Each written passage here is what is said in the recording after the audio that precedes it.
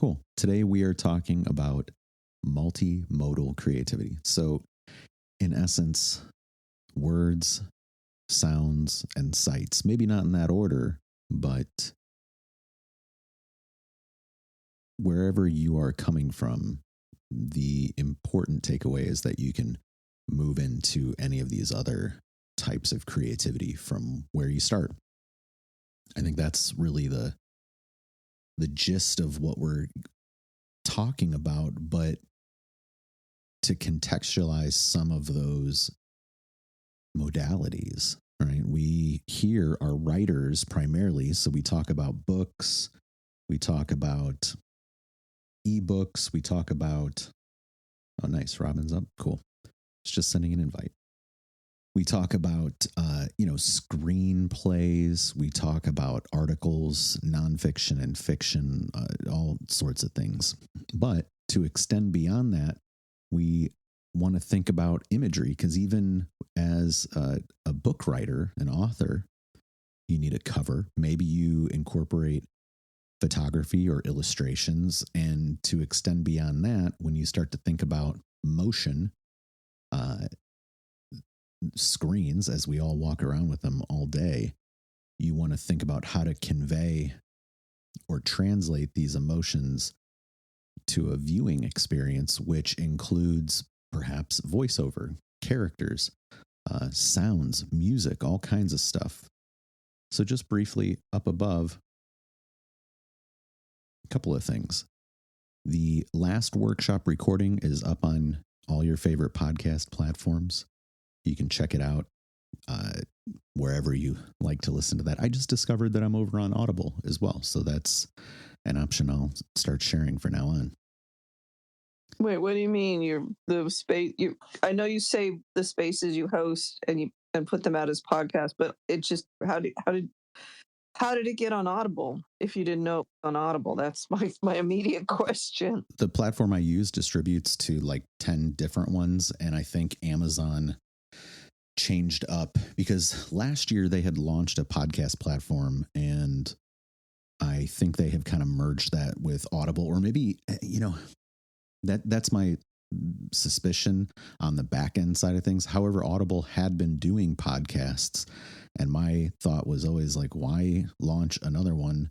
And it seems that they are now just kind of directing that API call that, or even I don't think it's an API call. I think it's an RSS feed over to Audible. So that is great. Now that I know it, they've probably been up there for a while, and I just have never looked. I actually don't use Audible to listen to podcasts or anything.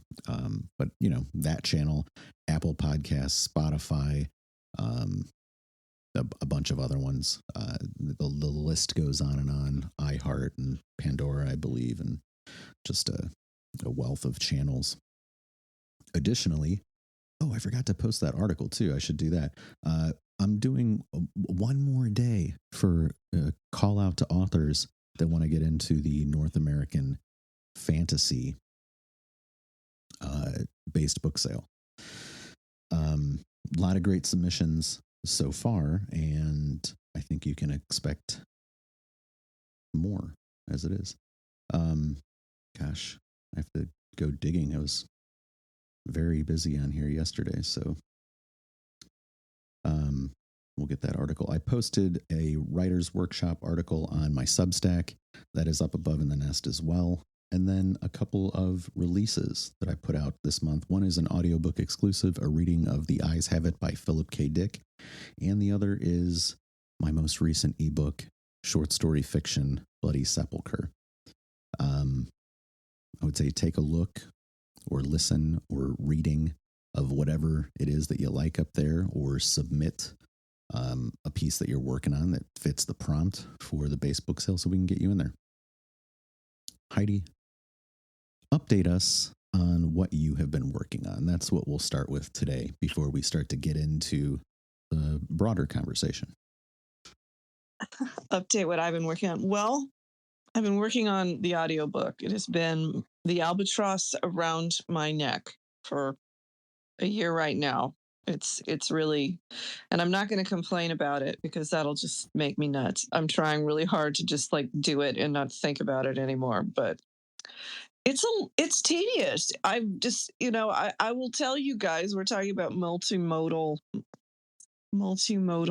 things that you do, and audiobooks are, I think you just have to do them now. They have to exist. This is part of how we get our work out. I mean, I'm sure you would agree with me, Michael. I mean, that is goes part and parcel with writing a story. There has to be an audiobook. I think that's a real key thing on it. I mean, an imagery as well, but I'll focus on the audiobook since I'm really working on that right now. It's a very tedious process, I will say, and and I think Michael can speak to this because he's been dealing with the tech used for this stuff longer than I have. I'm fairly new to it, and I'm grateful that I'm new to it because I know, having dealt with some recording projects in the past, like decades ago, how difficult it was to just do anything and how expensive it was. There's no way you could do anything that could be considered, I guess, for lack of a better term, let's say professional quality. Um, in your house, you need to be in a recording studio, you need to do all this. You just wouldn't have the tech to do this kind of stuff. So it's totally doable, but it's a long process, and there's a lot of different elements to it because you're not only pulling in the story, right? You've written the story, but let's say you're in a position where you want to work with other people, you want to work with someone else to read it if you don't want to read it. I ultimately decided that I'm just going to read the whole thing because it just makes the most sense, and I've got the whole thing recorded at this point. I'm going through and having to edit. That's the really, well, I've figured out how to record things now, so I learned that. It's been a lot of learning because I didn't have too much of a background in it. But the thing that's interesting is, these are things to consider because, Robin, like, I know when you get your book out, obviously you're probably going to want an audiobook. So, and you should want an audiobook, right? And you have to decide, are you going to read it or are you going to have someone else read it? And then I think it's important to be very careful about getting other people in to read your story. If you can't just grab someone off the street and say, hey, read it. There's an actual acting quality. There's something that they need to have in order to do it effectively, you know and this is something to consider when you're doing this. And I made some missteps earlier on, which is why this project has been lingering and just making me nuts, because it's been going on for too long, and it's on me because I had to learn. So there was a lot of learning process here. So, learn from my mistakes, be judicious about how you decide who's going to read it. You need to have a process to pick the right person. And I would throw that out. So that's kind of what I'm consumed with. I've got the novella I need to work on, and I've got the larger novel, the second book for Songless. The first draft is written. I need to work on all of those. And I got to go take off and get my kid back from Tennessee next in about a week or so. So I'm kind of like trying to balance everything. It's the balancing act of life and wanting to do all these artistic things. So, I mean, Michael, you could probably speak more. I know you've got way more experience with audio. If we want to talk about audio, that's kind of where I'm at. But in terms of, I think it's really key. There's a couple of things that are hard about it. One, the editing process is just, it takes time, and you misread My things. least favorite part. Yeah, it's tedious, right? I mean, there's no way around it. There's like clicking noises, and you have to go back and edit them out. and then you have to know how to figure out how to edit them out. I mean, at least, there's that. And then, so it's kind of key. Like if you hire someone to do it, which you can do on ACX, right? But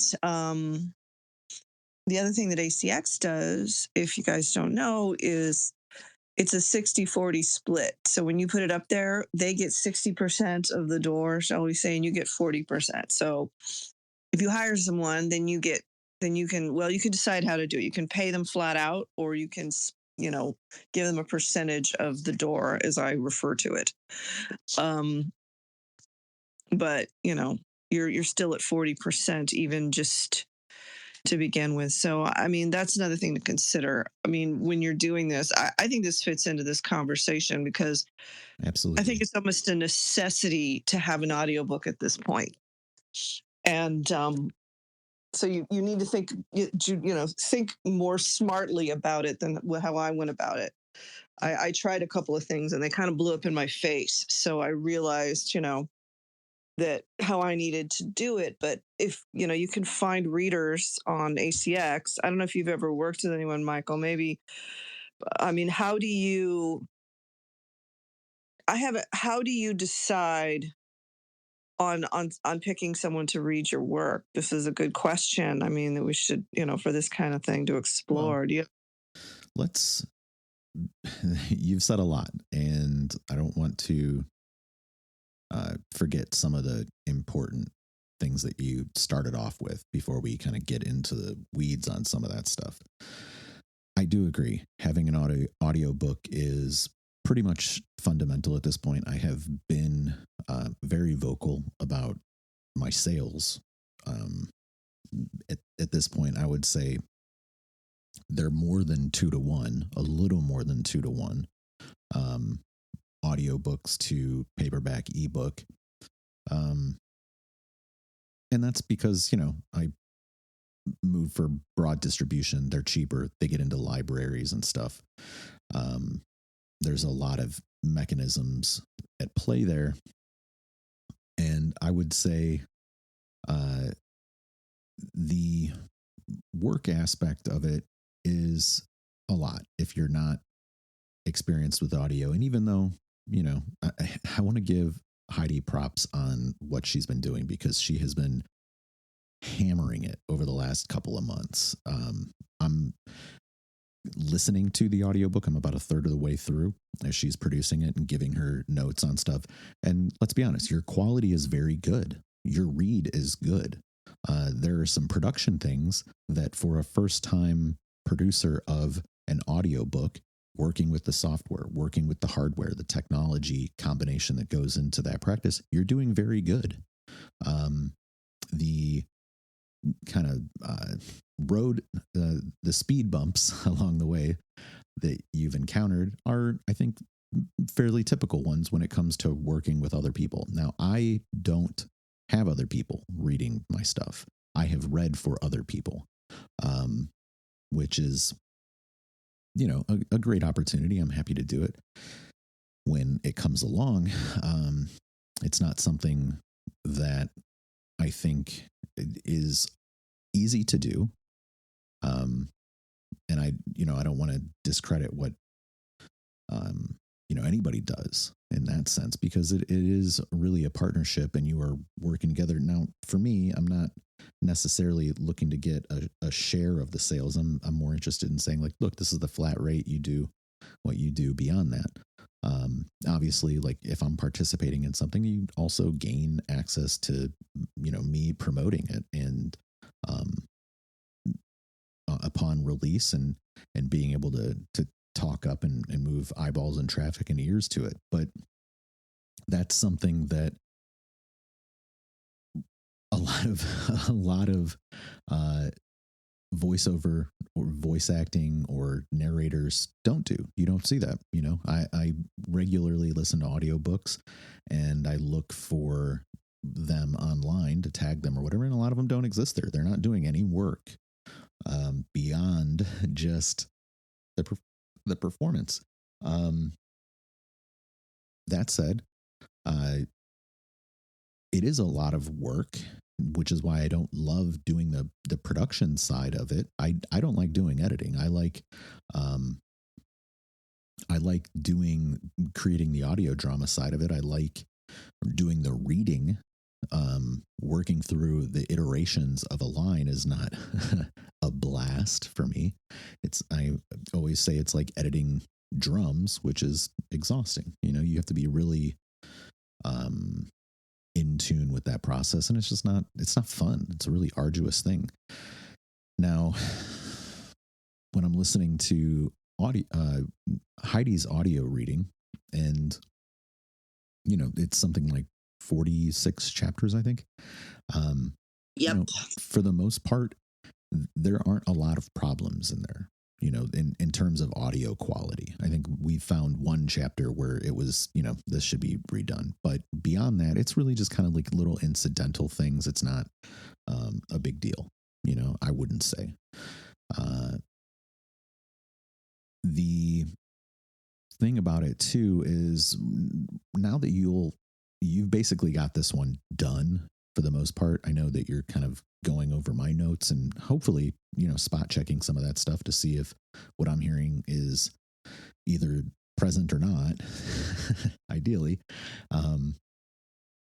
But, if you work with somebody else, they should be giving you, production ready stuff. Now, there's other people I know in the past where they haven't gotten uploadable files. They still needed to be produced in some capacity, which is that wouldn't be my expectation. I would say this needs to be ready to load up. Otherwise, why am I, working with you? Whether that's an engineer, a studio, or a narrator. Oftentimes, if you're going onto these platforms and looking to hire a narrator, they charge by like performed or reading hour, which is like to say whatever the runtime of the book is, that's you're being charged for that. So all the extra takes and flubs, they should be pulling that out, and then you're paying a rate against that. Most times it's not royalty. Excuse me.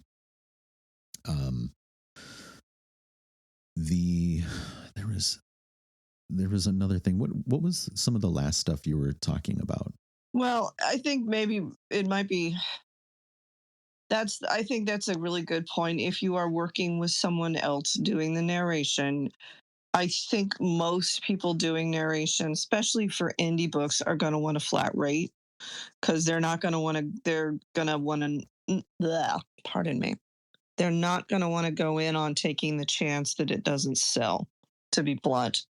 They're going to want their money and they're going to want to leave. So that's something to consider.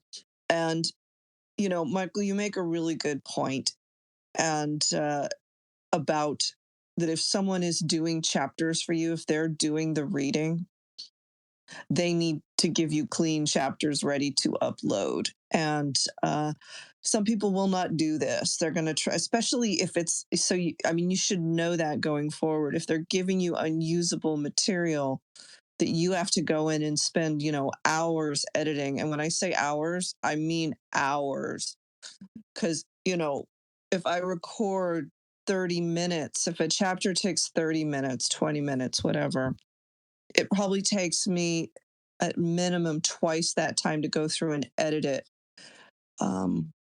I would say that's at least twice that time. Sometimes 4 times as long for me, but I also do combinations of stuff. That's probably more accurate because I'll go through it a couple times. So like, I'll go through the first one and then I have to go through it again and catch what I missed. So yeah, I would say 4 times. So like 30 minutes of recording is 2 hours of editing, right? Would you agree with that? Well, this is what I would say is 2 hours of recording equals about 30 minutes of finished audio once it's edited down. I would phrase it that way.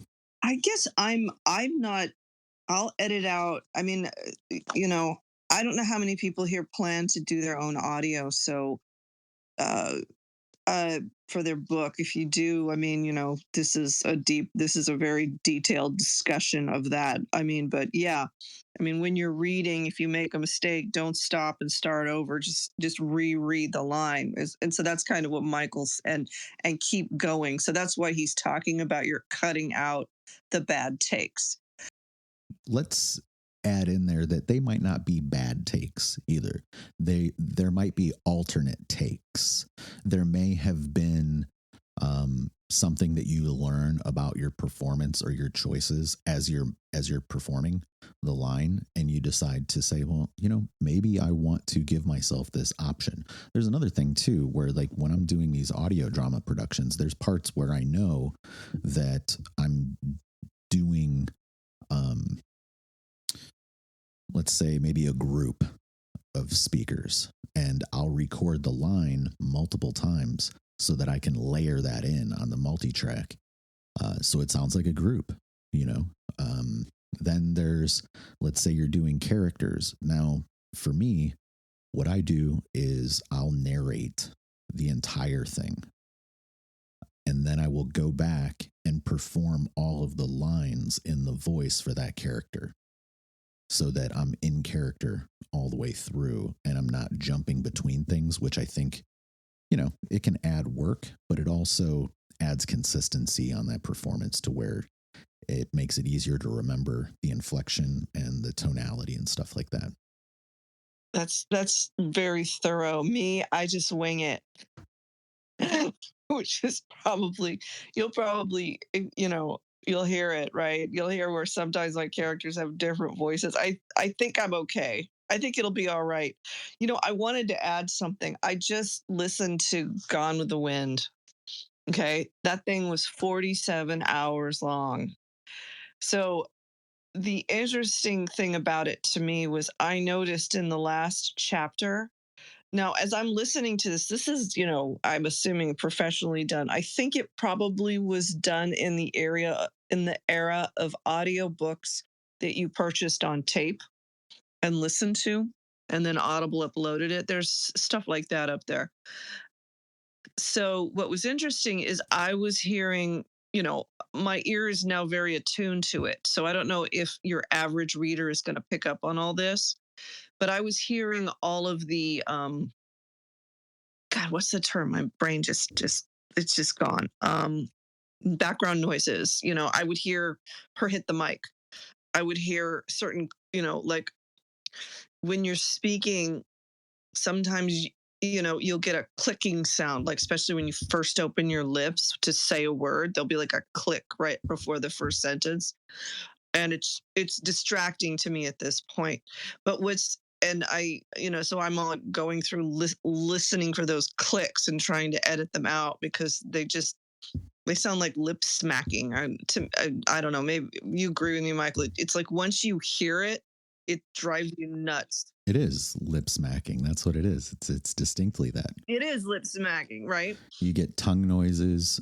Yes. Sometimes you'll bump your mic. It could be any number of incidental noises that you want to isolate for. Your environment can create incidental noises. Say your furnace turns on or air conditioning turns on. Yeah. Like when I did my first audiobook. Your dog could bark. I did it with a condenser mic, which is an incredibly sensitive powered mic. Now I do all my recordings with an SM58, which is a dynamic mic, much less sensitive. And I don't notice a big quality difference. There's some high-end frequencies that aren't there, but for the most part, it's good. Now, when I was doing that first one using a condenser, it was so sensitive that it would pick up trucks driving by. It would pick up airplanes flying over. It was very, very sensitive. And house noises and everything. And that's just aggravating and a lot of work to have to edit through. Well, you see, this is the thing, but I'll tell you, it was funny to me because, again, Gone with the Wind, 47 hours. The last chapter in particular was full of all these, was just completely full of all these, God, what's the term? Artifacts. Thank you. There it is. It was just full of artifacts. It was like they had just given up at this point and didn't even edit them out. I don't know if they assumed nobody was going to make it that far or what. It was kind of interesting. But I was dying because I'm listening to this. And I'm like, wow, it actually on some level made me feel a little bit better because I'm like, well, this is up here and I'm going to tolerate it. And my ear is now attuned to this because I've been, messing with this for so long. I guess most people aren't going to notice a lot of the things. Obviously still try. My goal is to clean them up. But, another thing I would say for authors in regards to this, if you're hiring somebody else to read it, I don't know what anyone's intentions are, but one of the things I will say is, Michael, you're talking about the performance and getting it right. So in my head, I know this story really well. I know exactly, there's certain lines, I know exactly how they're said. And it can make you crazy if the person reading it isn't in, if you're a nut job like me, if you, lean towards this sort of need for it to be exactly like this, that's going to kill you. And so that's one of the reasons I'm doing it is it's like it was very difficult to convey that to somebody else. And I think this is where I say, really work with someone. It's like if you have a chapter, so interview someone, give them a screen test, shall we say. Well, let me add something on here before you get too deep into this, because here's the truth of it. If you are getting somebody off of one of these platforms, all that stuff is there for you. If you're working with somebody who has never done it before, then yeah, you should get an audio test, some examples, and kind of hear what they're capable of. Otherwise, all of the platforms offer you audio to evaluate.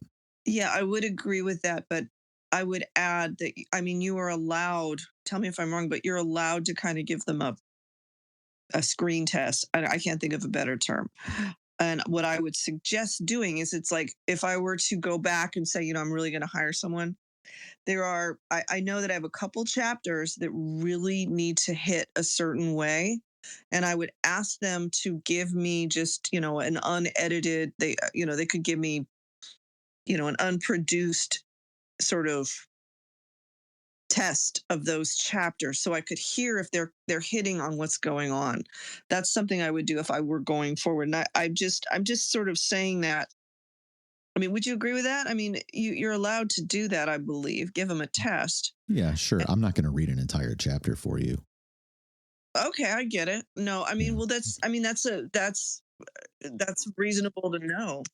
I do like maybe a couple minutes of test reading, but I'm not doing an entire chapter for you. It's just too much work, too much time, too much back and forth. Well, yeah. So basically, yeah, pick 5 minutes out of some chapter or something that just has to be a certain way and see if they hit it. See if you're simpatico with the reader. And I'd probably give you a minute or two max. Okay. Well, no, I'm just, that's good to know. This is valuable information for anyone trying to do this stuff. So what is reasonable to request of someone before you hire them?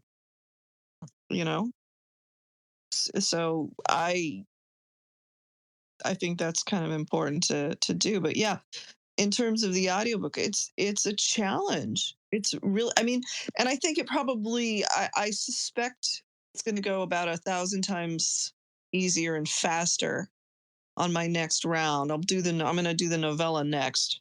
Nice. And the other thing that I would say, and Michael, you say this, and you guys, even if you're not going to put it out, read your book aloud into a recording software.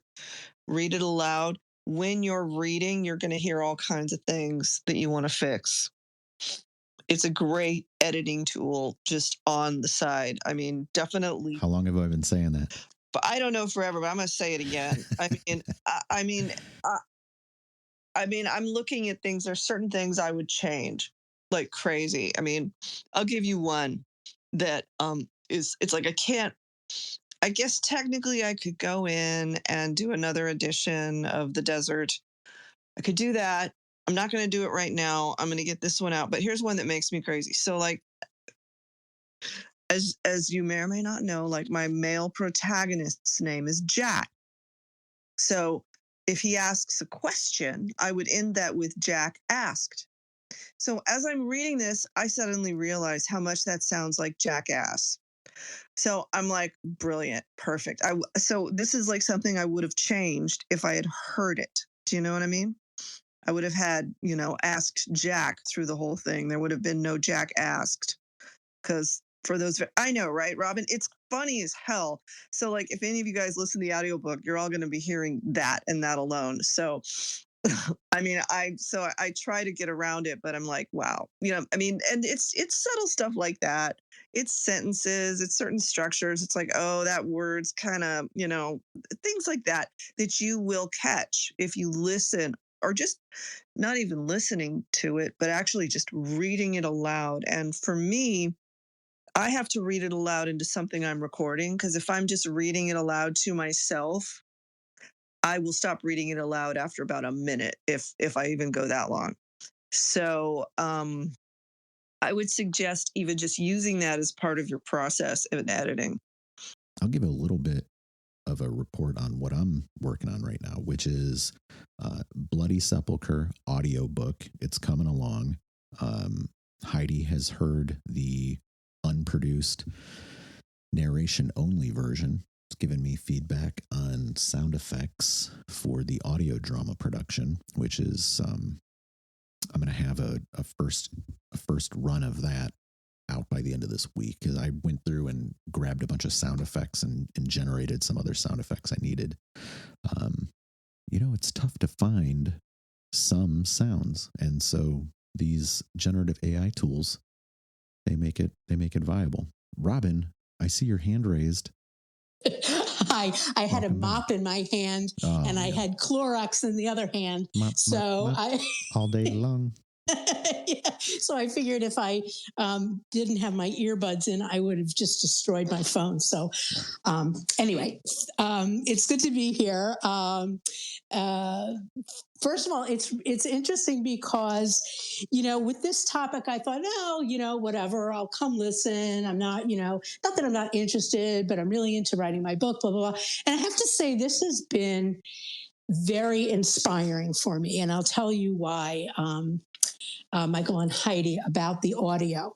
As you know, I'm working on my book. It's going on and on. I'll probably have the final manuscript in a month or two. I have to work through some issues having to do with drone transportation, end of life issues, things like that. Some sort of big theme issues that I'm grappling with, but I will be able to do a full rewrite.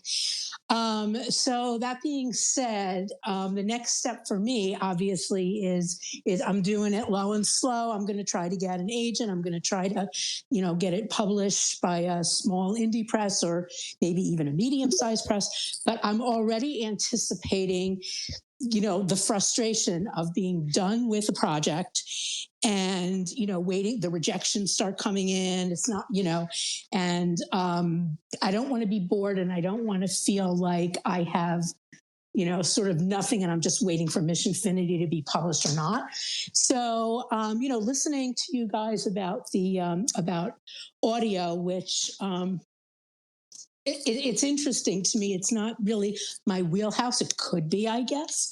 I already have another sort of project. It's like a short story, which probably won't take more than 6 months. I'm a very slow writer. 6 months to a year to get done. It's about a young girl in the Middle Ages who's an executioner.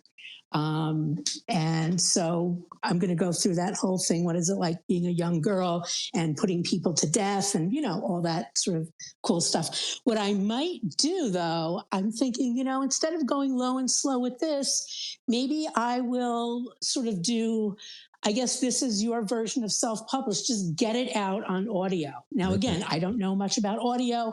I will probably need your help, but it's something that I thought, okay, well, this is like, it's a different medium.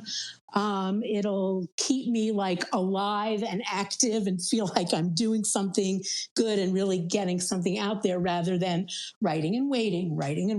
So yeah, so thank you. Yeah, really cool conversation. Yeah, I'm with that. And thank you, Heidi, for reading my first chapter. I sent you a couple of sentences. It was very helpful. Thank you. I'm glad. I mean, I like where your story's going. It's an interesting take, and it's hard getting that first chapter right, man. Oh my God, that first chapter, it's torture. And even worse is the second chapter, but after that it gets better. But the first chapter is killing me. Yeah, I feel you on that.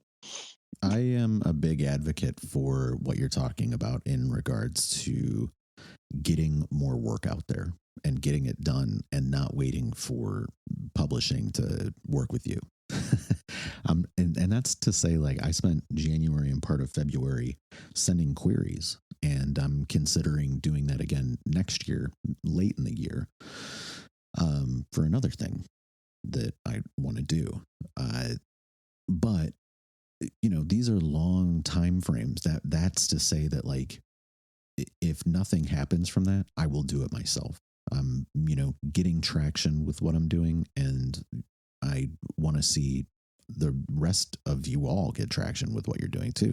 My thing, I kind of harp on this in the phrase that is popular in academics is publish or perish. And we as writers kind of live and die by the same words, because, maybe you've got the best thing out. Maybe it gets picked up. Maybe it doesn't. And then, man, even if it does, something disastrous could happen along the way. And it's better to have it out there, build an audience, and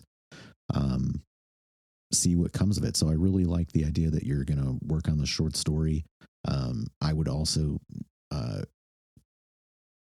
repeat what Heidi was saying in using an audio reading, even if you're not recording it for sale and distribution. I would say just do that to work through it as an editing process. Big benefits to that. I do it for the production, that I do my audiobook readings before I put out the ebooks and the paperbacks at this point, because I've been doing it for 6 years now. So that was something that I thought about a few years back and just decided, look, if I build that into my production process and I know how long it typically takes for me to do these things, well, let me front load that. And then on the back end of the ebook and paperback release, I can work on that production and then follow up with the release of that, which gives you another thing to promote, another thing to sell, another thing to connect with people about.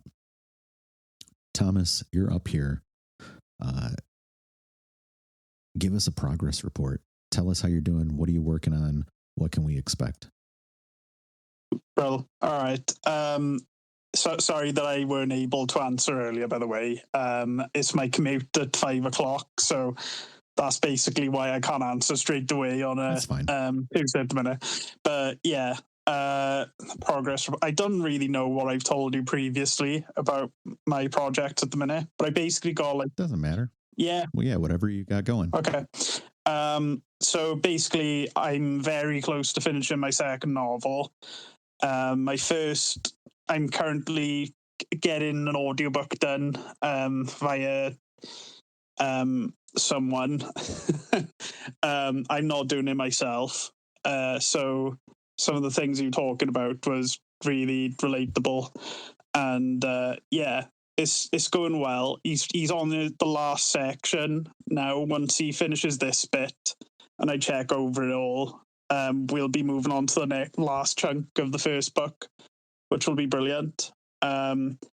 And then, yeah, for my book, I'm on the verge of finishing it, which is quite exciting. And I'm looking to release it around September, October time, once I work out how to format it and stuff.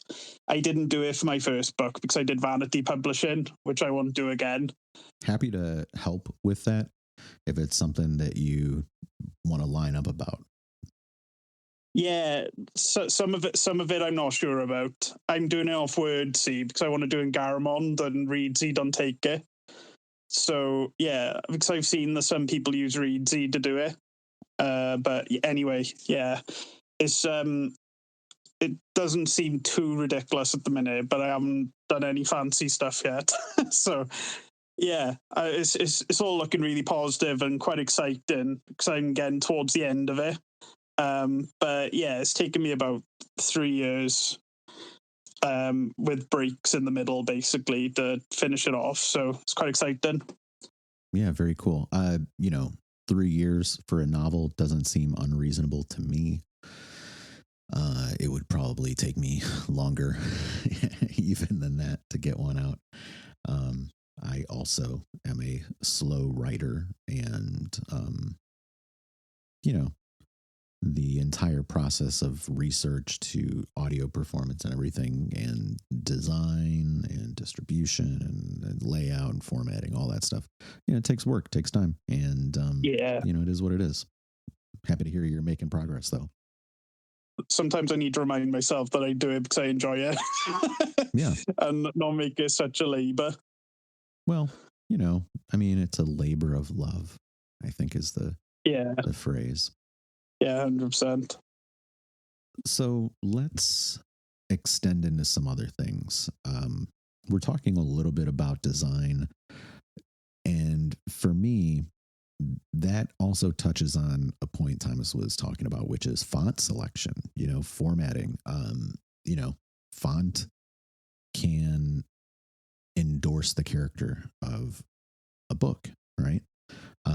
It's also necessary to make these sorts of choices for a cover, back cover if you're doing a paperback, audiobook, you got to put your title up there. So having all of these design choices, whether it's like imagery, colors, fonts, this is all stuff I talk about in the branding book as well. That's out if it's something that you want to think about. It's really about content development, content marketing in service of personal branding. And let's be honest, books are personal branding. They're part of your brand as an author. If you have a book out, then you're an author. And, I use a lot of similar fonts across the board for all kinds of different things. But inside of the fiction stuff, I'll make idiosyncratic choices where I feel like a font or a color scheme or imagery, that embodies the character of that book.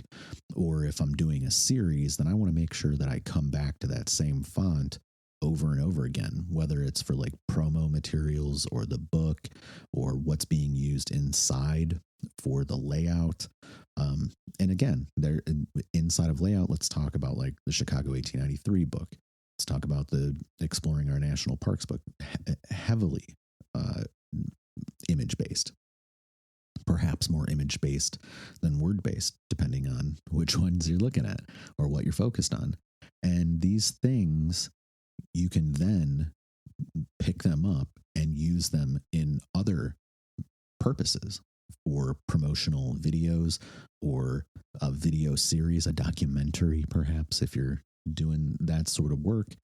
And that is also what I'm doing with the, not only the Chicago 1893 project, which had a documentary in 2019, or I'm sorry, I worked on it through 2019, released it in 2020. And then the National Park series, each one of those volumes has a series of videos too. And, hopefully I'm getting better at design over the years. I know when I first started, it was kind of ramshackle and I was kind of doing blogs. I was doing these videos and then it became a book. It's like, in my opinion, didn't do it backwards. It was very organic progress. But now that I have put out volume 3 last year, I have made all these design choices over the years with the other volumes, and it made doing the third one that much easier. So now that I'm doing the video series for that, and God willing, it'll come out in the next couple of months or so. Who knows? I'm taking my time. I'm writing the music for that. Again, another sound element. The thing there is that all those choices that I've already made, that I've determined, make it easier to generate this stuff and put it together, do the editing. Again, like the audiobook reading for volume 3 is the narration for the videos. There are 7 parks in there, I think, and 6 of them are getting videos. So I'm just pulling the narration of the audiobook and putting that into the video. I'm also writing music. I'm trying to make it kind of emboss the emotional experience, or the photographic work, the videographic work as it is through there. And some of that video is video I shot on scene or on site, and some of it is generative because I was only taking so much video when it was a really epic location. And this is short-sighted of me, having done this so many times. You would think I would just be like, I'm going to shoot video all the time. Some of them I don't have enough video, so I'm taking my photos and pushing them through, say, Runway or Luma to create video out of them. And it's very authentic at this point to what the location was. They're based off of my photos, so they can really, for the most part, just bring that to life. It's not, I'm not trying to create completely synthetic scenes, only generating off of my photograph documentation of those locations. But again, that gives you another thing to couple with these releases, whether it's an audiobook, paperback, ebook, or a video series, and you can work between all this stuff. Think about, and again, like here we are talking about multimodal creativity, to be able to get new things out there, to offer new experiences for your audience, your readership, your viewers, and to get yourself into new channels, new outlets, new awareness. People will find you or find your work from all these different places. And, then you get to connect with them. Maybe they really like one thing, but then they discover that you do all this other stuff. And maybe they start to like that too. That to me, over the years, has been really great because say through 2020 to 2022, 23, it opened up a lot of opportunities for podcasts, talking on what at that point in time was Clubhouse.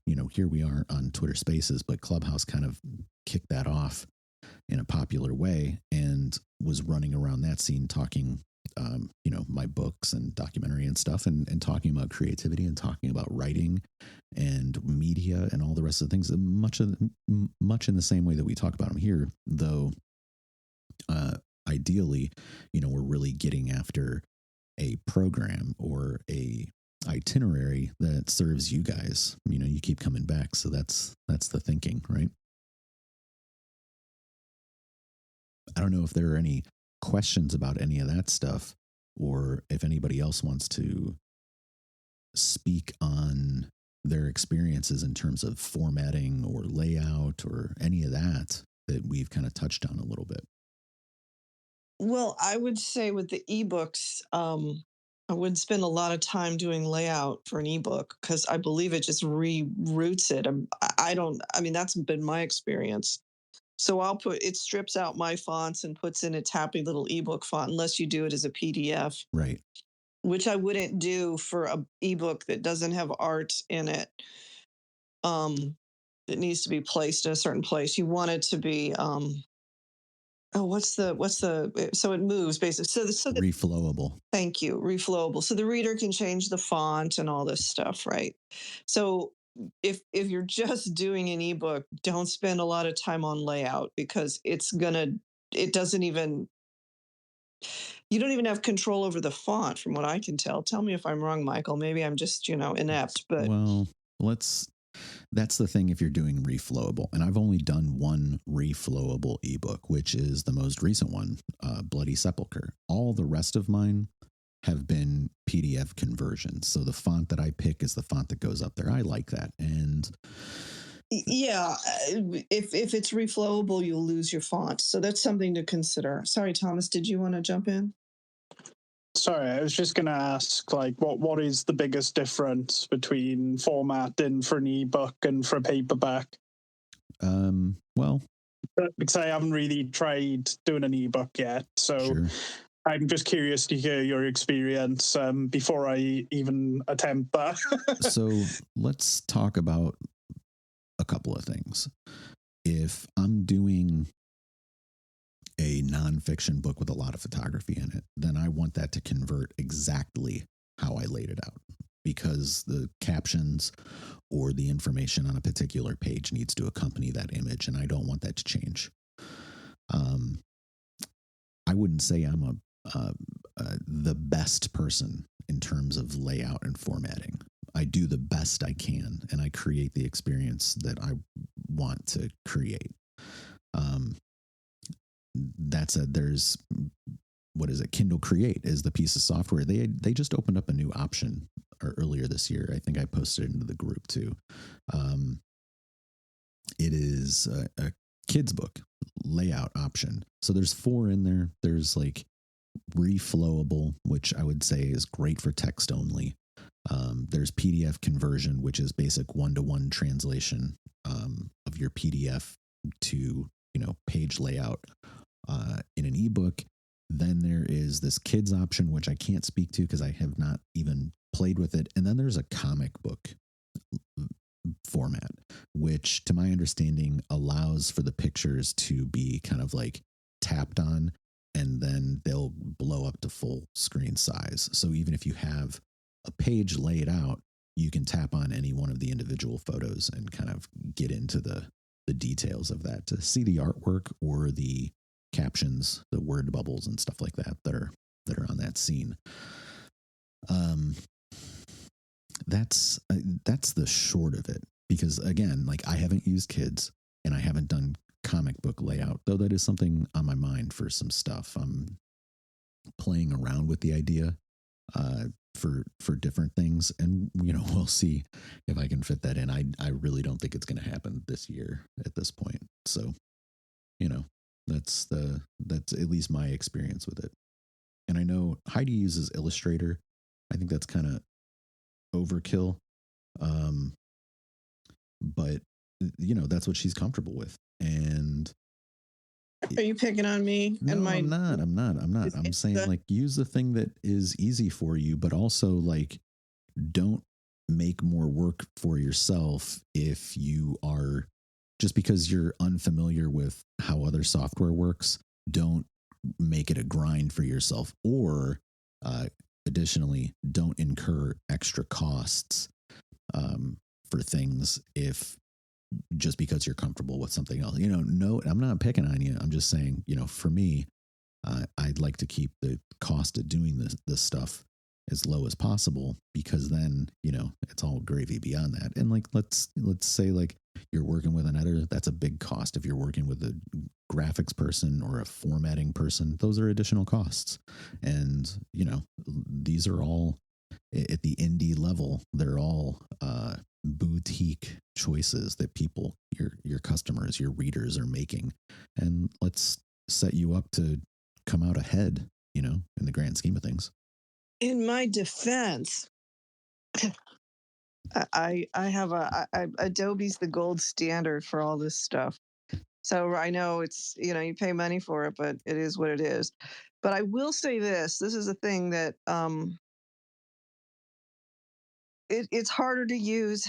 I used it for 10 years professionally. So it's like, I would not follow my path unless you know how to use Adobe products, because they're not necessarily the easiest ones to use.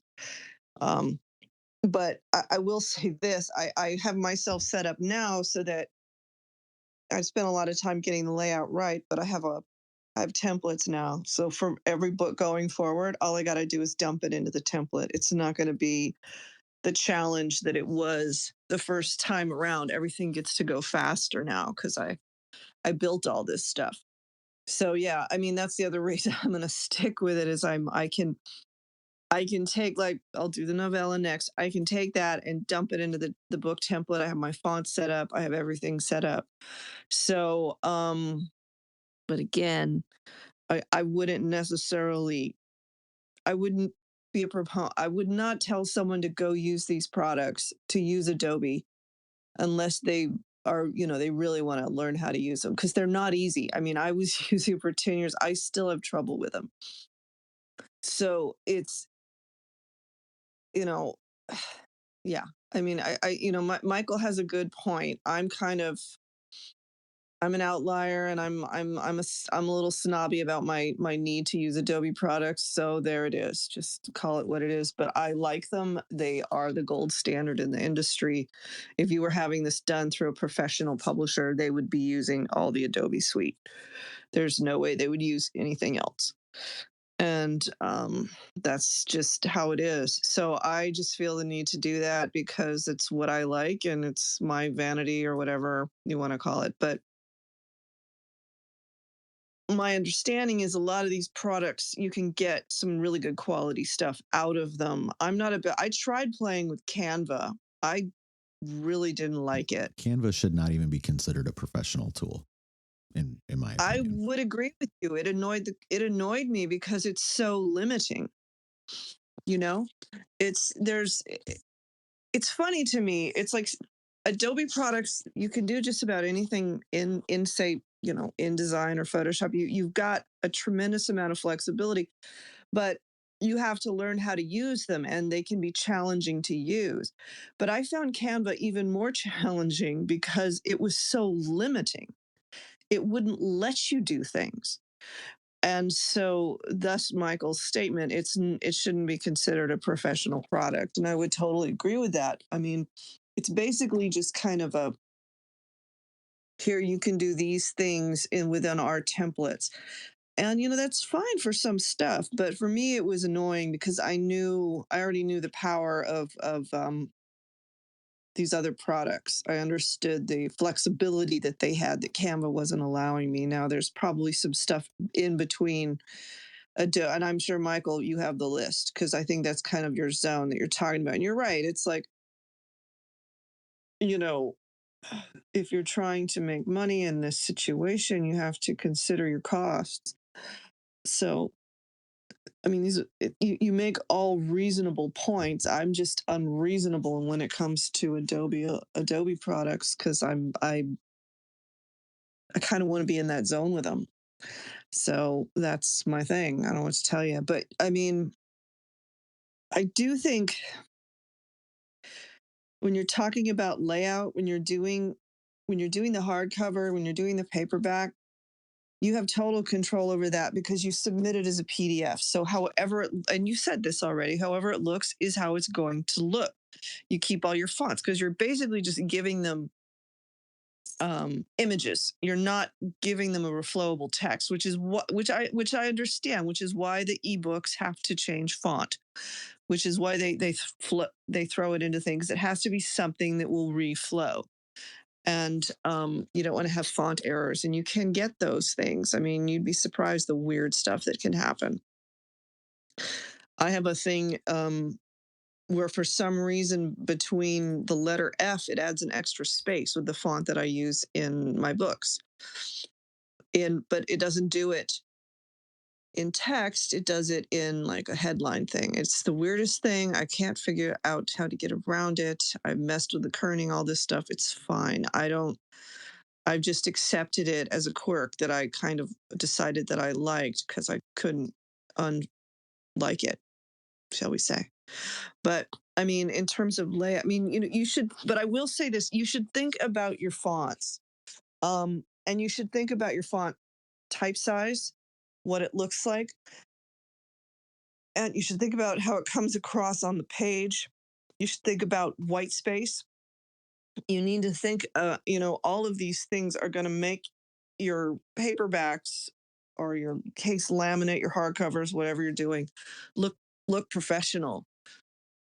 And that has an effect on the reader. It's like they, if they see something where you've printed this at a huge font, like a 16-point font, it flows, the chapters are crammed in, there's not a lot of white space on the sides. It doesn't have to be a ton, but it has to look, there's a difference between something that's printed that looks professional and something that looks kind of off. And they may not, and the reader may not be able to articulate what they're seeing, but they'll have a sense of it. And I'm of the belief that it can affect how they feel about the work itself. So, you can argue this point, but I would suggest that it can bias someone against your work if they feel, like the layout's janky, shall we say, or if it's just not even janky, if it's just kind of off from kind of what they're expecting. So I would suggest, get some books, professionally ones, get some, professionally printed books. Professional's not the word I want to use. Let's say traditionally published books. That would be the better word. And look at how they've structured the pages. Look at, there's usually about maybe an inch of white space all the way around. Look at the kerning between the letters. Look at the size of the font. Look at how where they've put the folio or the page numbers on the pages. Look at the kind of space they have between chapters. How have they done this? These are the things you kind of want to look to emulate with layout, especially if you're doing it indie-wise. It's going to give your work, the way something looks is important. It's important to have something that is clean and easy to read and has a basic understanding of sort of that traditional publishing style. So, and even Michael, you use that even with the stuff I've seen you do. You're using that space. White space is kind of an important thing. You don't want to cram the page too much. It's visually confusing. So even though we work with words, right, our eyes see, it's a book is a visual medium. And you have to approach it with that perspective where you want to make something that is friendly to someone to look at and is approachable. I've seen these books printed up, like I don't know who does it, but they'll grab like an old book and it's out of copyright and they'll print it. They'll throw it together. I've got a good one. I almost want to throw a picture up. So they do like, it's She by H.R. Haggard. I'm trying to find my copy There's of it. There's a lot of small presses that will reissue public domain material that way. Well, that's fine. I don't have a problem with that. What my problem is how they printed it. It looks terrible and it's hard to read because your eye needs some white space. It needs here it is. It needs a break, So same thing with audio, right? One of the things for me when I'm doing lines, right? This is something when I'm getting into the editing, if I'm going from one sentence to another, usually I'll leave about a half second in between. If I'm going, sometimes I'll move that up to a second. Most often not. If I'm moving between paragraphs, I will definitely put about a second in between. And then if I'm going between sections, I'll leave about 2 seconds in between things. Or if I'm doing, say, a chapter title, I'll leave 2 seconds between the chapter title and when the reading starts, just so that it kind of alerts people that that's the experience to expect, chapter by chapter, or section to section, line by line. And again, this is audio formatting. in the same way that you're talking about text formatting. Robin, you got your hand raised. What are you thinking? Yeah, I actually have a question. I think it's for you, Michael. And it's about your process of creating audio. And this may be for you too, as well, Heidi. And I'll start with I am very visual. So when I write, I see it as a movie. I go from a wide shot to a two shot. When I'm doing dialogue, I can pan in on the person's lips and I can hear it and I'll translate it into writing. One thing I rarely do is I rarely just hear something. So I'm wondering, Michael, when you create an audio book, you're not writing, you're just going right to audio, and especially your fiction. Do you hear it in your head as you're writing it? I would, because I'm thinking that this would be a cool experiment for me for my next project to try to hear something instead of see it. So for fiction, for me, the fiction that I have released, that I have written, Yes. they've started a couple different ways. Let's say The Fall of Tartaria. That started as photography, generative imagery, and from Stable Diffusion, the XL model, where I was just kind of throwing together phrases, and then I found this style that kind of emerged out of those prompts, and I was like, this is really cool. I really like what I'm seeing here. And then what I did is I just started hitting it more with more prompts just to see what was coming out of the model. I had about 20 or 30 images that I'd prompted, and I was like, I think that there's a story here. So I grabbed all the stuff I liked. I started making some notes, and then I threw those images into Runway at the time to see what it gave me from those images. And then I started laying that out in a video editor. And beyond that, it was like, okay, let me start putting this stuff in a sequence that I think could become a story. And the story emerged out of that. And then I started saying, okay, well, how do I bring what at that point was like narration led to character driven?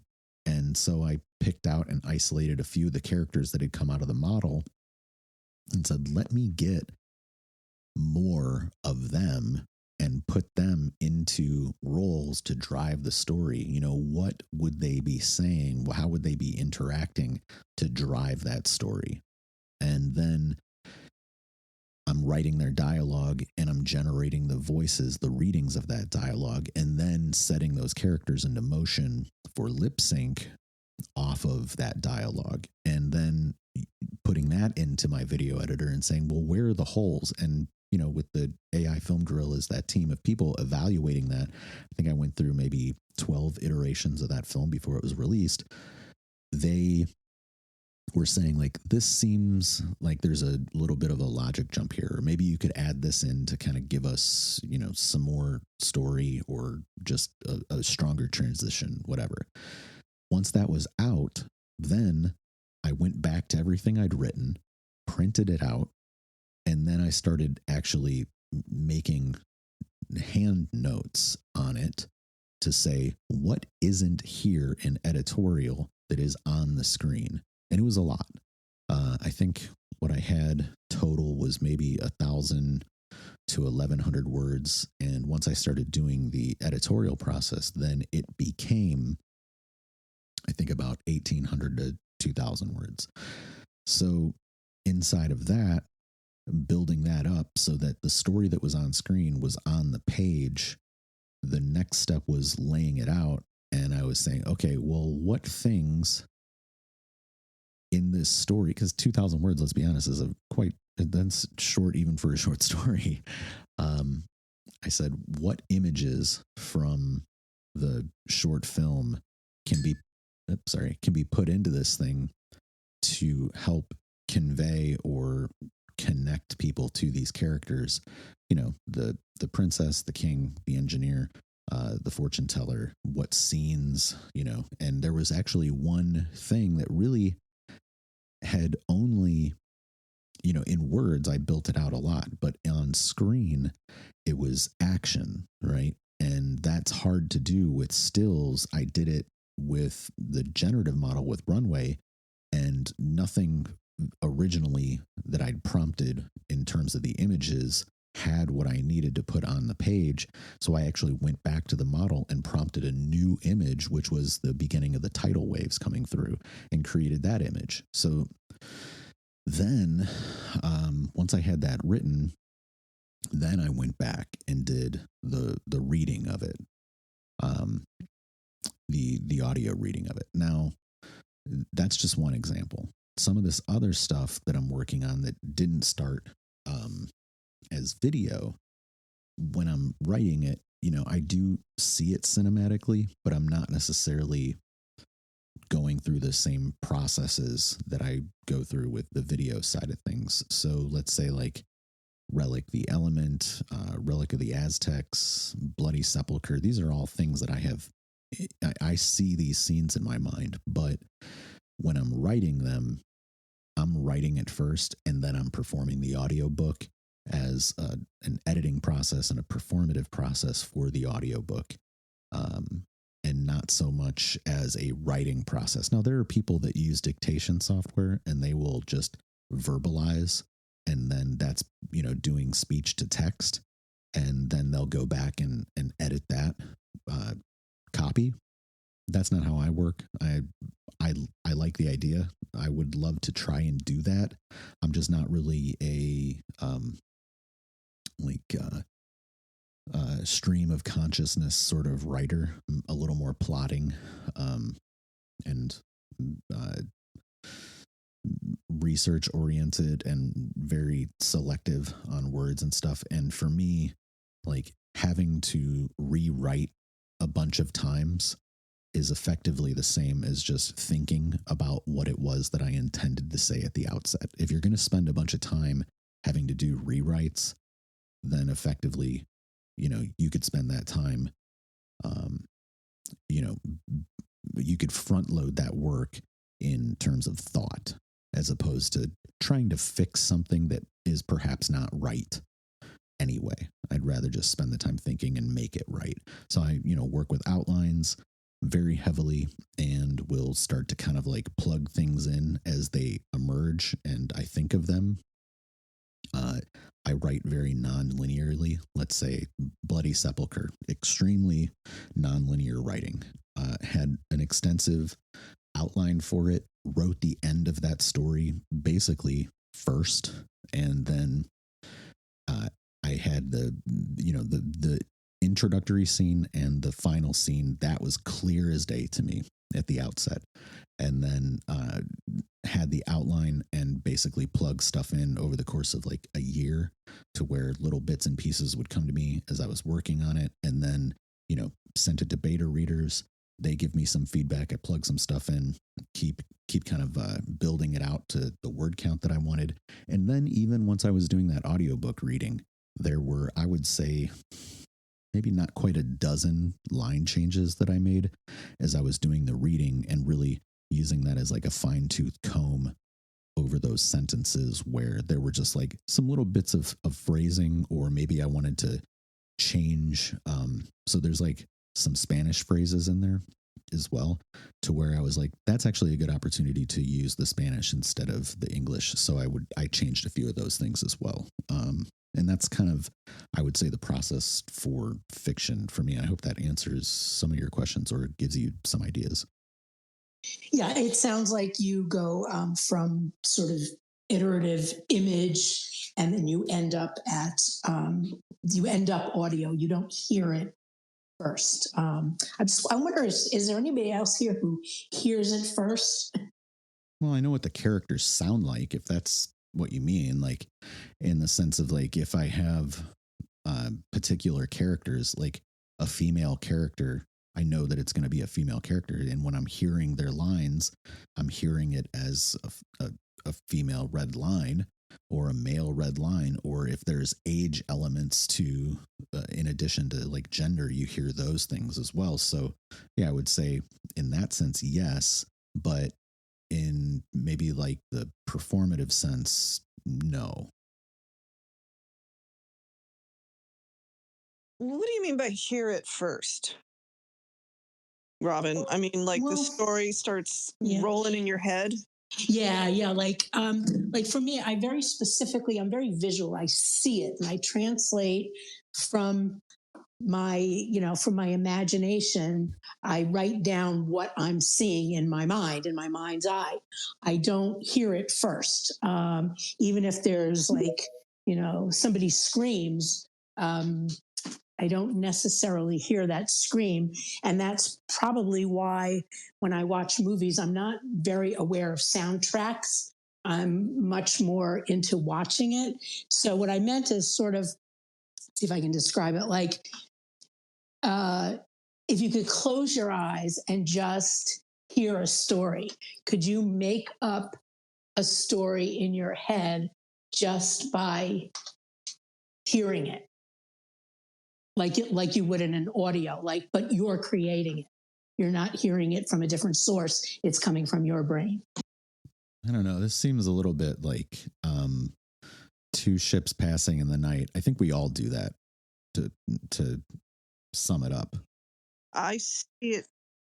If I may, I think I kind of do what you do. I see it. It's like I drop in, but I get I'll drop into the story, and it's one of the reasons my first drafts are always kind of rough, because I have a lot of me just saying, and then there was this, I saw this, that kind of thing. I have to really kind of, she did this, she did that kind of thing, because I'm watching what she's doing. So so I think that sounds similar to what I'm doing in terms of hearing it. I hear the conversation as it's happening. Thing that happens to me is, and I mean, everything will be happening in my head and I'll just be stuck there. So it's like I'll be walking around like in my house, just being Heidi, and the damn thing's playing in my head. So it's like I'll start mumbling to like a crazy person, start sort of, the story will be playing and the dialogue will be coming out and I'll be like mumbling it, and it'll take me over a bit. So because I'm dropped into that world. So I don't know if that's what you mean, but I relate to I fall into that thing you were saying, where you go in there and you see what's happening. Yeah, you're mumbling or walking around the house mumbling. I'm Yeah. usually just seeing. I'm not hearing as much as I'm seeing very vivid pictures. So yeah, no, that answers it. That's interesting. Thank you.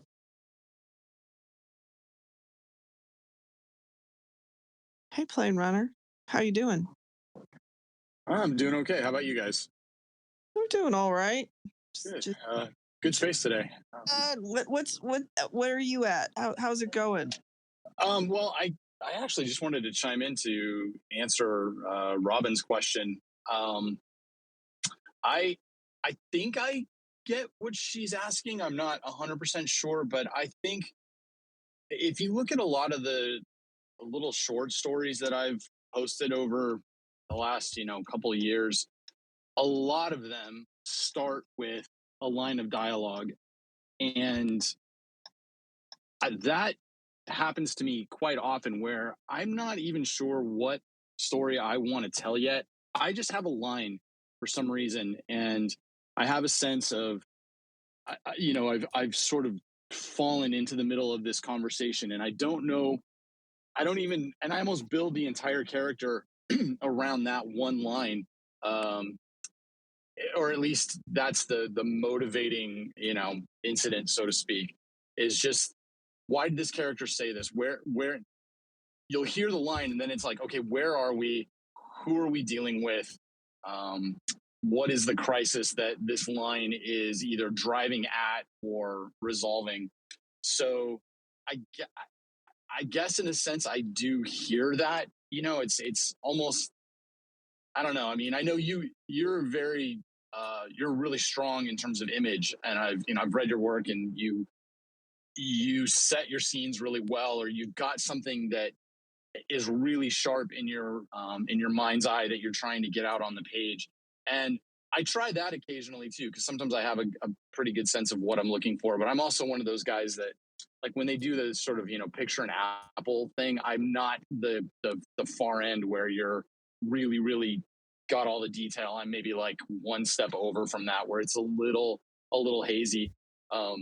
So I feel like oftentimes I land in the middle of something a character is saying, and I guess you could say I hear it first in that regard, if that helps. So you drop into the story like there's an event, right?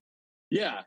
Like, I mean, this most recent I do that. one, I don't this know. most recent one I wrote, it was the line was just, an uncle talking to his nephew, but I didn't even know that much when I started writing it opens with a line of dialogue that just says something. I can't remember it off the top of my head now, but it was something like, life's messy, so is love. And, I from that, one line, I was kind of like, okay, who's saying this? Why would he be saying it? Who's he saying it to? That kind of thing. So I don't know if that answers the question. I'm not quite sure. Yeah, it sounds like you go through dialogue first. I'm different than that, so yeah, interesting. Yeah. So yeah, and I mean, not always, but I think I tend to write things that are more character centric. I'm very interested in how people think and then how that shows up in what they say. So I guess that's maybe that makes sense. I don't know. Sorry, I had to roll my window down because I'm driving onto my lot here. But yeah, I don't know. And as far as other things go, I think you were asking me what am I up to? Yeah, I've been to be honest, I've been kind of in the doldrums when it comes to anything creative. I'm trying to stay busy and keep some things going, but there's been some delays in terms of publishing. I had really hoped to publish this month, and it just didn't happen. And whether it's some personal crises and illness and things like that just set us back, but we're getting there, and it's now looking like I'm really, really pushing hard for middle of next month, and we're really close. My editor is also my layout designer, so he sent me the final layout for the text. I managed to get a map drawn and get that in there, so that was good. Good use of the sort of delayed time, and I'm really happy with how all of that looks. He's working on the final cover design and should get that this week. And so once I have all of that, I'm gonna upload it to KDP and request my proof and make sure everything looks the way I want it to look. And then once I'm confident with that, I'll announce an actual release date. That's where we are. No, I can hardly wait. I've been hearing about this book for a while, friend. You got to get that thing out there. Yeah, it's You will. You will. I didn't. Going. I didn't expect to lose a parent in the middle of that thing, and I didn't expect some of the things that ended up happening in my editor's life, which slowed him down. And it just life, it happens. But we're almost there, and like I said, I've tried to use the time well. I mean, it's been a 5-year project, and it was funny when the topic of first chapters came up, because even now I look at my first chapter and I'm like, maybe I should just redo this whole thing. But then you just get to a point where you say, no, this is what it is. And you kind of sink or swim. And, I don't want to mess around with it anymore. I'm at the point where I really am anxious to publish, but as was pointed out, when you bring other people into the process, you have to work with their timelines too. So, we're almost there. And I would say when you are in the home stretch on releasing it and you've got a street date, follow up with me and we could do a podcast episode. Oh, wow, man. That would be awesome. Thank you. Yeah. I mean, you hang out and let's promote this thing. That way, at least, I would assume, you want to do the rounds, but you're part of our community, so let's do our part to promote and publicize. I appreciate it. Yeah. I mean, I'll be honest. I've been, not that Twitter is, or not that X is where you determine whether or not you have a readership, but I mean, the last month or so, things have just absolutely cratered for me there. And it is a little discouraging because you go, well, if no one's reading the small things you put out there, is anybody going to be interested in the bigger things you put out there?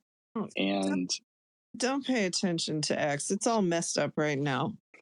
I mean, you do your Substack and put that on here and do your stuff. I don't post that much on here.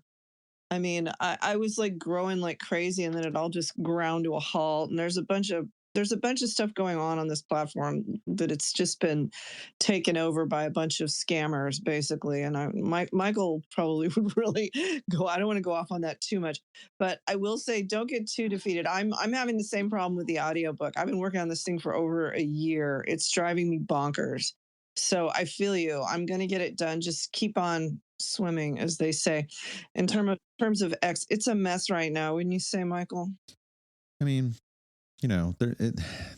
everything has its ups and downs. You make major platform iterations, choices, changes, and the economics shift. I expect them to shift more, whether for good or bad. And this is one of the points that I make a lot of times is don't exist only in one place. Maybe you get good engagement one place for a while and then you gravitate back to something else. For me, and I keep saying this to myself and not doing enough of it, is that I really need to invest more into Facebook.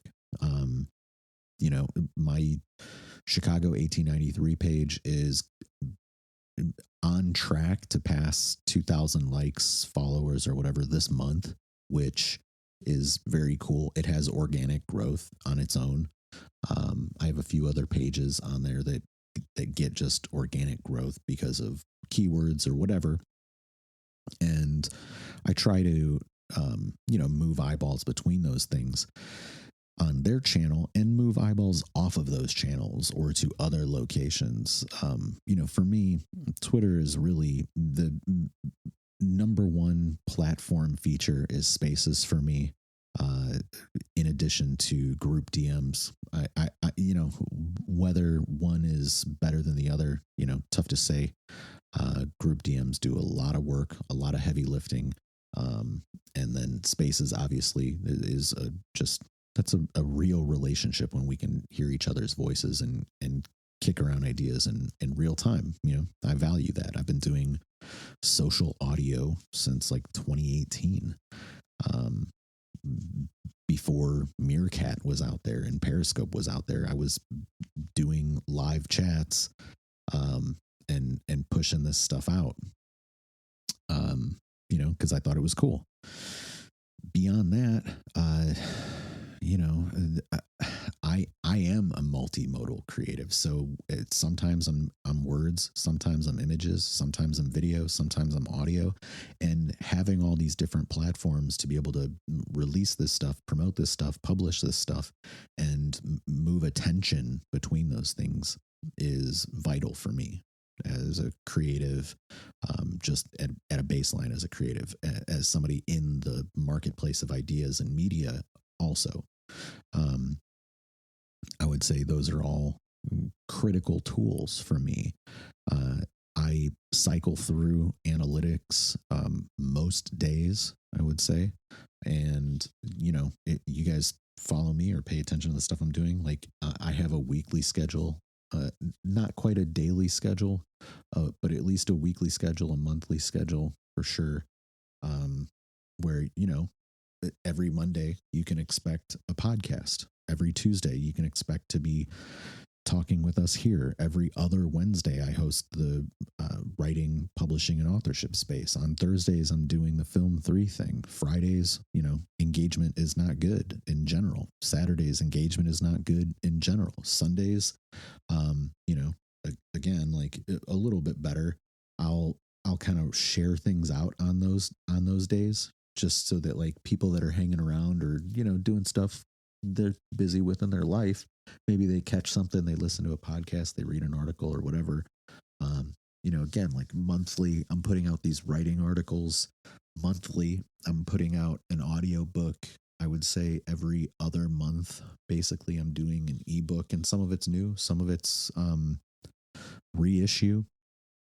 And, you know, it is about keeping that stuff moving along, to just kind of like hit the algorithms, but also to offer something to people that are paying attention. Like if you're going to follow me, like I want to give you something for your attention. You know, it's not just about likes. I really do not value likes in any sense. I value click-throughs and views far more in excess of that.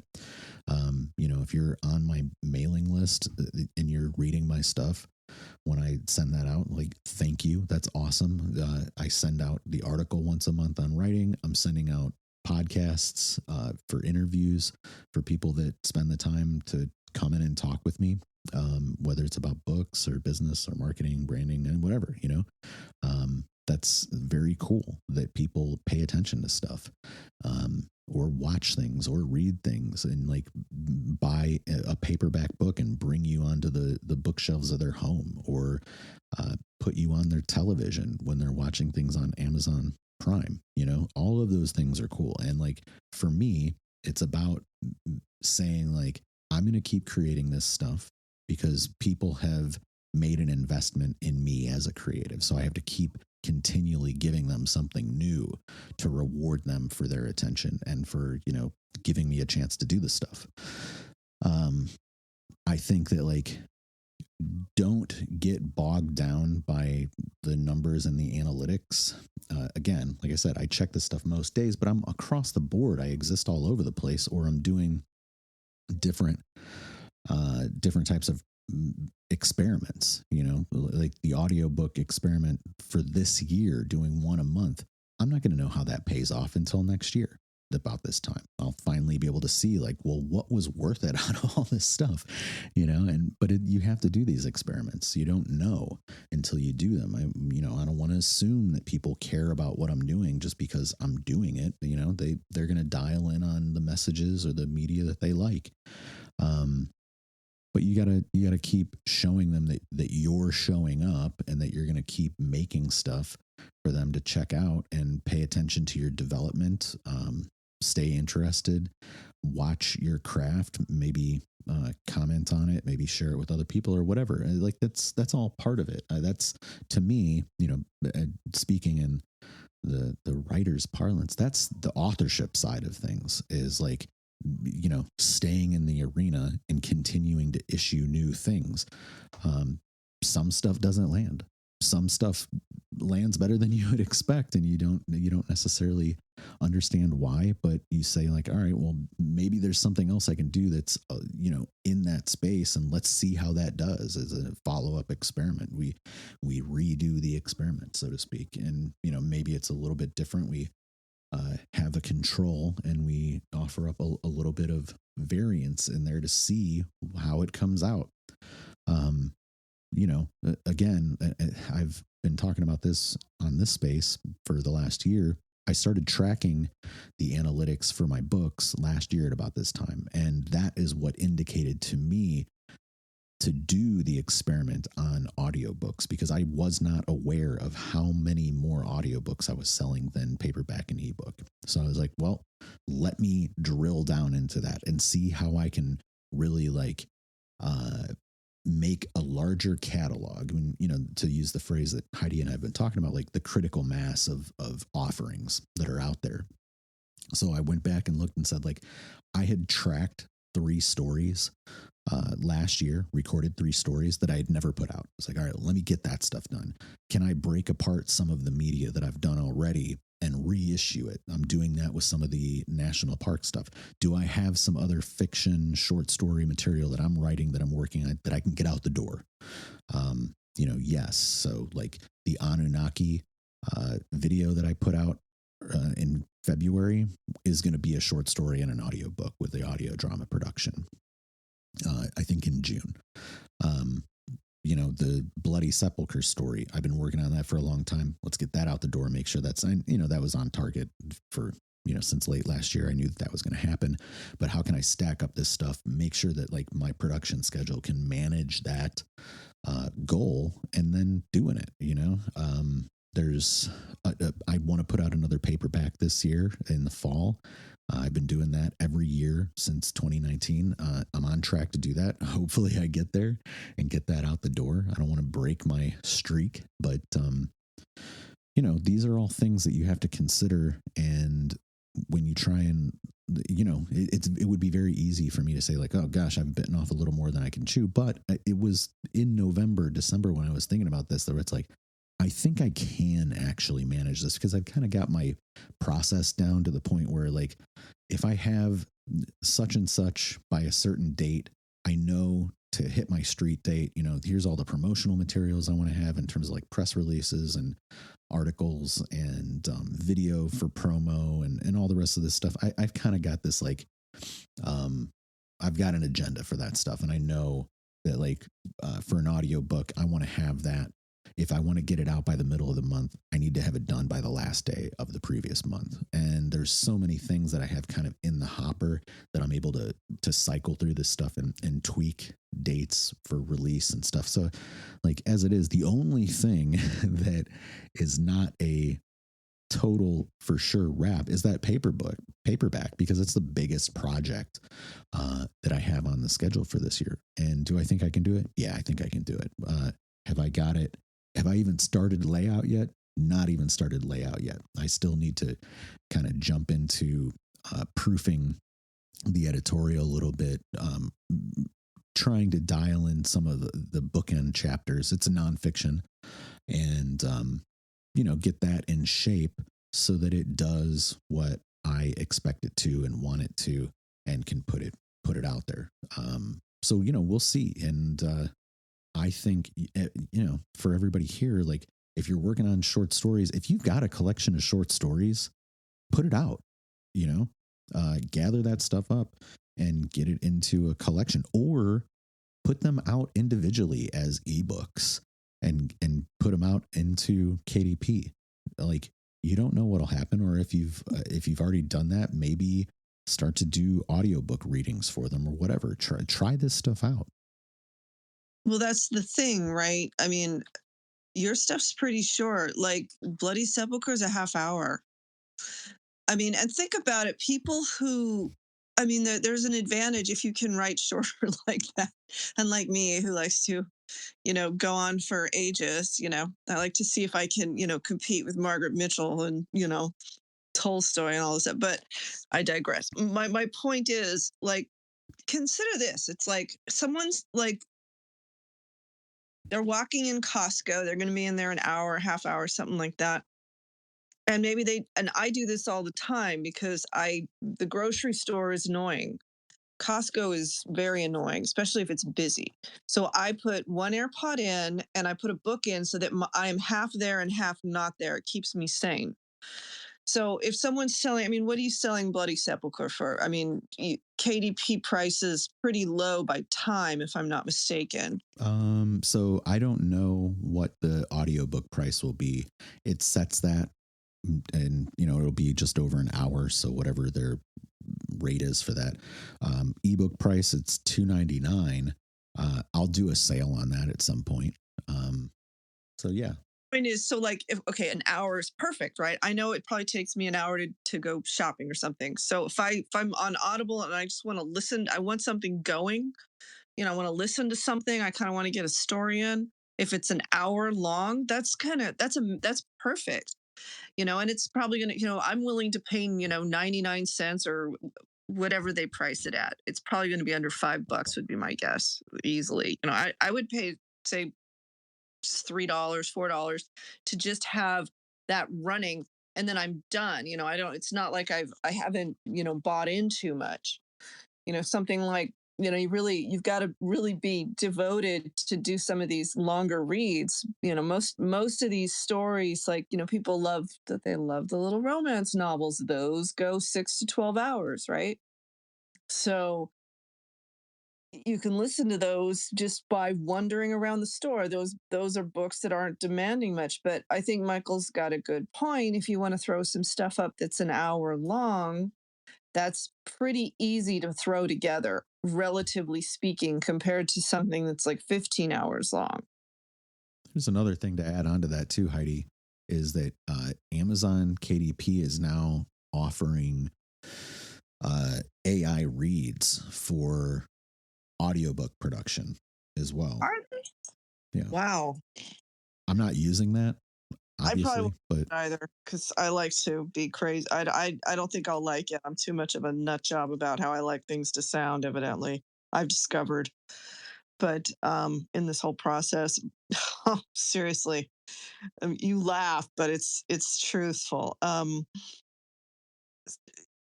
That's something to consider, to have an AI. I mean, I would, if I had something short, I would throw it in and just see what it would do.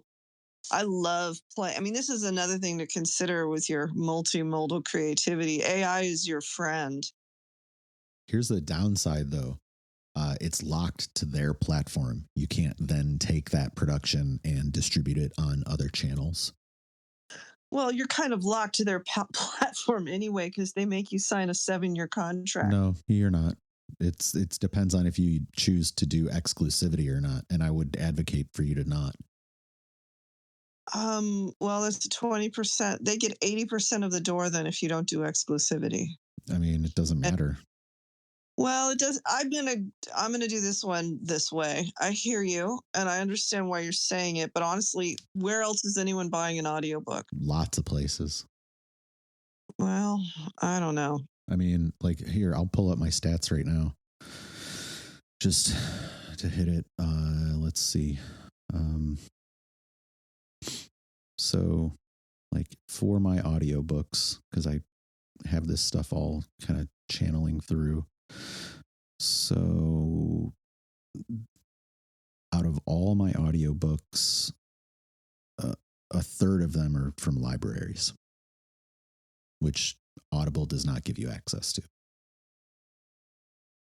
Plain, you got your hand raised. I don't know. Well, I do. Yeah, I was just since I'm actually new at all of this, and I think part of the reason there's been such a delay is I mean, it is my first time through, and it's it's a big book. I mean, it's 640 pages, Wow. finally formatted. So I mean, it's not. I didn't, and maybe I could have come at that a little differently and maybe split it up, but I I considered that at one point, and there just didn't seem to be a place where I was satisfied with any sort of break and said, "Oh yeah, this could be part one and this could be part two." Um, but I'm curious, the exclusivity thing that you're talking about, is that with regards to just Audible, or is that also with regards to any print publishing? It depends. So it's Audible, and in terms of exclusivity, you can choose to make. You can have exclusivity through KDP for like Kindle Unlimited or something like that. I don't do exclusivity with print or ebook stuff. That's not to say that it's not worth it or whatever, but in the grand scheme of things, like when I first started, I was putting up POD, so print on demand versions on Lulu as well. They just sell so much less, and I don't want to have to drive traffic to two places and then kind of dilute people's attention between, well, do I want it from here, do I want it from there, whatever. I mean, the print's good. I don't want to discredit Lulu at all. They have a good service. There are some people that do not want to do business with Amazon, so you have that option. It's just that like I had to then do like 2 layouts and do 2 uploads and track more stuff, and like it was just not.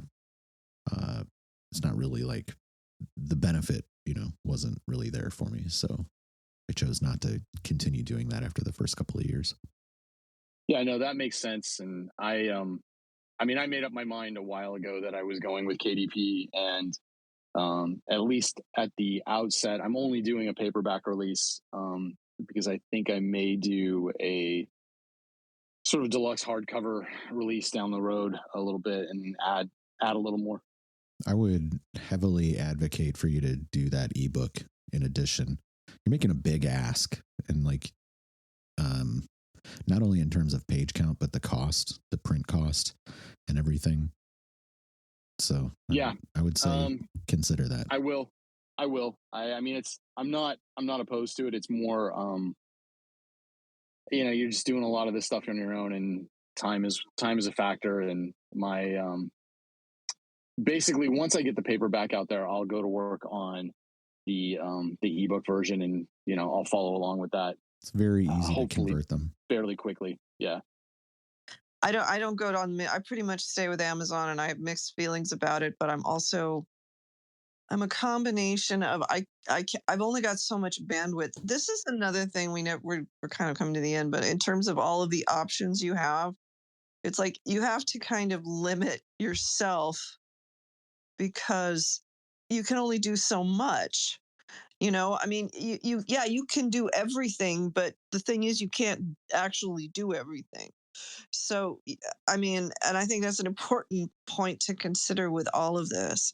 And we never talked about imagery. We're about done. We didn't get a chance to talk about. We talked about cover design. We talked about putting images into the book. We talked about using them for video and stuff. Well, and I know I know Robin has maps and stuff. I could probably use a map. These things are interesting things to be able to throw in. I think Plain Runner, you said you're using a map. You've got a map going. I almost I was originally not going to do one in this first edition. I was going to save it for something else. And as I was reviewing the layout, I just felt this really strong sense. I'm like, man, there's going to be a handful of people who are going to be like, I don't know where the heck anything is happening. I need something. And finally, I had tried to partner with someone to help me do a map, and it didn't quite go the way that I was hoping. And finally, I was like, damn it, I'm just gonna do it. And I had a whole bunch of Barnes and Noble gift cards, so I went and bought a really nice pencil and a really nice sketch journal there, and just sat down for a couple of days and kept working at it until I found something that I was like, yep, that works. And I sent it off, and people were like, yep, that's good. And so it's in there now.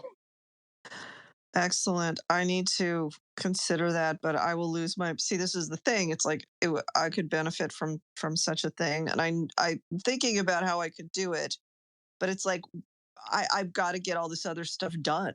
I can't do it right now. I mean, that's the thing. So yeah, I mean, Michael, you've been listening, so to the book, you could see how I could benefit from a map. Yeah. For sure. I have no concept of where anything is relative to anything else as I'm listening to it.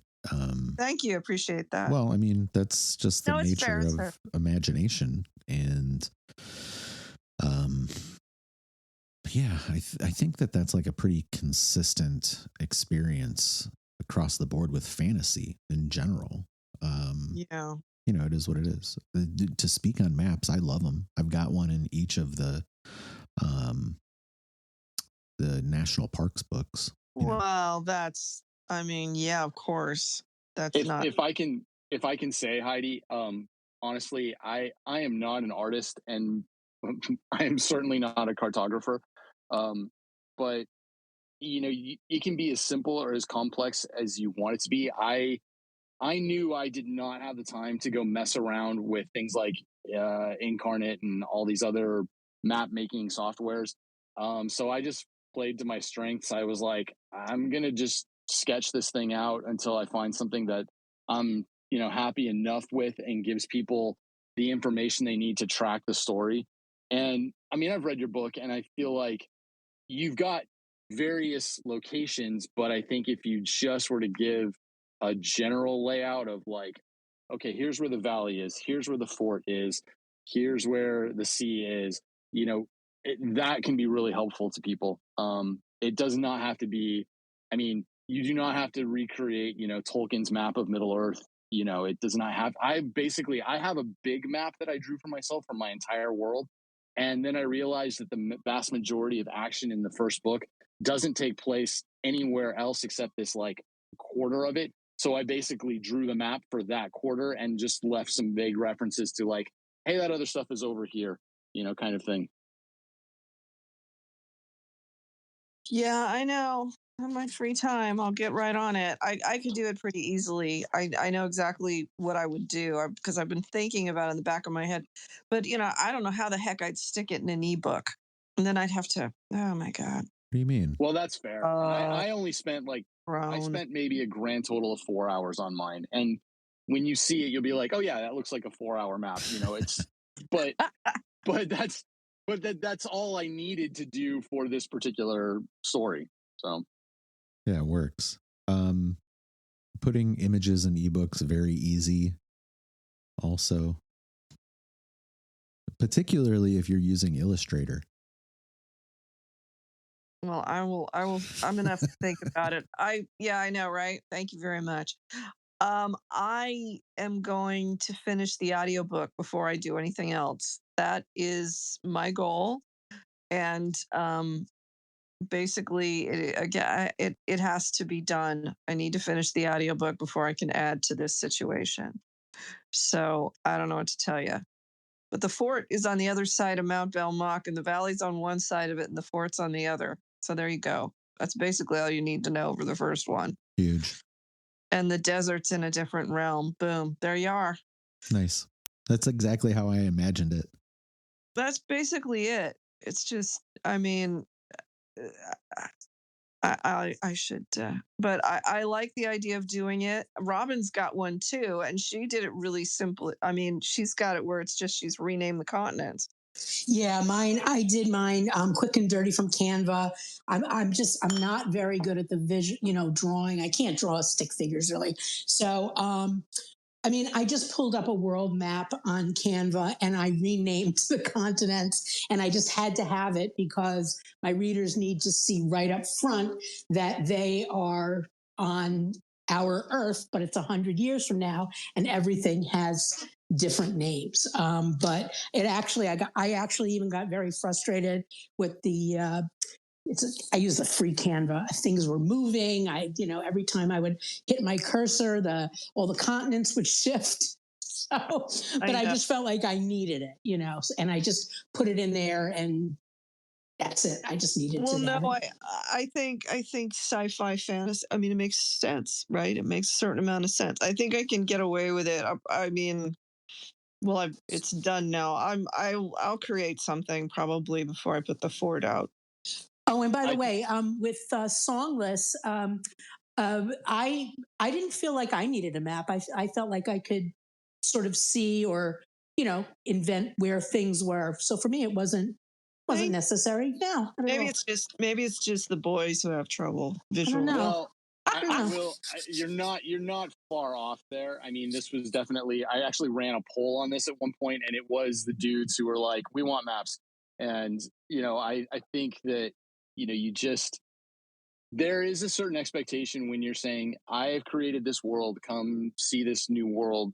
And there is a certain mindset that's like, okay, let me see something. And so and even for myself, as I was doing my reread, I'm like, yeah, even I want to see something here. So, I felt like I had, because there was a gap there where I was waiting on something from my editor.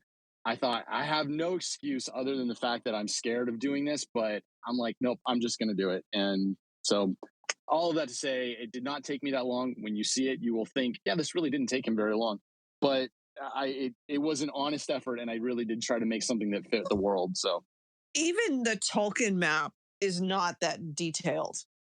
It's not, I'm going to look at the Tolkien map. I have one. Hang on. When I read the, I tend to not really like maps that much. I don't know if it's a gender thing or not, but when I read the full series of Fire and Ice that's known as Game of Thrones, and they have, he has such complicated worlds, and they're not, they're fantasy. So I found those helpful, just to sort of, ground myself in where I was. And I saw it as utilitarian. It was sort of necessary to have them. Did I enjoy looking at them? Yeah, I guess so. But it was more like, how I feel about maps and directions in real life. It's frustrating. The map's really good for Game of Thrones until the last 2 seasons, and then it almost doesn't really matter. Well, I think we've done it. I think we've gotten through multimodal creativity, and I'm happy that we revisited this topic of imagery to have a very detailed conversation on our preferences for maps. I love them. Don't have any besides I posted the Tolkien one. It's pretty straightforward. I mean, my gosh, it's pretty straightforward. Your opinions on Tolkien, though, don't start with me. Yeah. I get to have opinions on Tolkien. Okay. I love Tolkien. I don't understand what you think I'm saying here. I don't know. I don't think we need like a complete topological map with elevation and everything, but I'm just saying it's a very straightforward map, and I put a picture. Yeah, but it is detailed. It's a nice looking map. I mean, it's very nicely, it's well drawn. Yeah, but it's straightforward. Yeah, I agree with that. But it's detailed.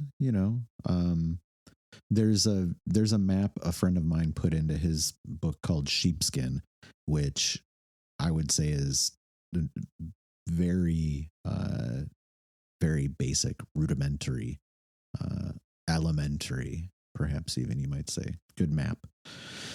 As it is for today, we'll wrap it up. If you are interested, take a look through the nest up above. You might find some articles you like. You might find some books you like. You might find, things you like, or, poke around on my timeline or Heidi's timeline. As for today, I think we'll call it, and we'll talk again before too long.